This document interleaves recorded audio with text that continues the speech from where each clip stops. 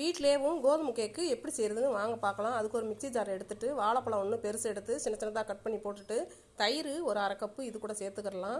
நாட்டு சக்கரை வந்து ஒரு அரை கப்பு. உங்களுக்கு இனிப்பு தேவைன்னா கொஞ்சம் சேர்த்துக்கிடலாம்.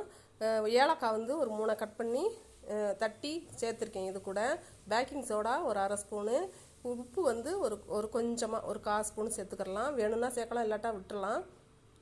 எல்லாத்தையும் சேர்த்து ஒரு மிக்ஸி ஜாரில் அரைச்சிட்டு வந்துடலாம். அரைச்சிட்டு வந்துட்டு ஒரு பெரிய ஒரு கப்பு கோதுமை மாவு இது கூட சேர்த்து எல்லாத்தையும் நல்லா மிக்ஸி கலந்துக்கிடலாம். பார்த்துக்குங்க, ஒரு பவுலில் சேர்த்து எல்லாத்தையும் நல்லா கலந்துக்கிடலாம். கலந்து தனியாக வச்சுட்டு அதுக்கு முன்னால் குக்கர் எடுத்து ஒரு 10 நிமிஷம் ஃப்ரீ ஹீட் பண்ணிக்கிடலாம். விசில் எடுத்துட்டு ஃப்ரீ ஹீட் பண்ணிவிட்டு இன்னொரு பவுலில் எடுத்து அதுக்கு மேலாக காஞ்ச மாவு சேர்த்துக்கிடலாம்.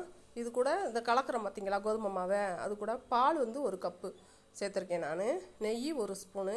உங்களுக்கு வீட்டில் எண்ணெய் இருந்தாலும் சேர்த்துக்கலாம், நெய் தான் சேர்க்கணும் அப்படிங்கிற அவசியம் இல்லை.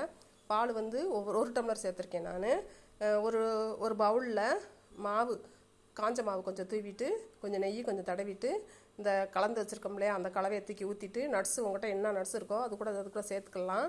சேர்த்துட்டு குக்கரில் அப்படியே தூக்கி வச்சுட்டு ஒரு 40 நிமிஷம் வச்சுருந்தா போதும். கேக் ரெடி ஆயிரும். அழகாக வந்திருக்கு பாருங்கள். நட்ஸ் எல்லாம் போட்டு சூப்பராக இருக்குது. இதை கட் பண்ணி சாப்பிட்டோம்னா அவ்வளோ சாஃப்டாக டேஸ்ட்டாக ரொம்ப சூப்பராக இருக்கும். எந்த க்ரீமு வேறு பொருள் எதுவுமே சேர்க்கலை. கடையில் சேர்க்குறது, வீட்டிலே செய்கிறது ஆரோக்கியமானது. பிடிச்சிருந்தா லைக் பண்ணுங்கள், ஷேர் பண்ணுங்கள், சப்ஸ்கிரைப் பண்ணுங்கள்.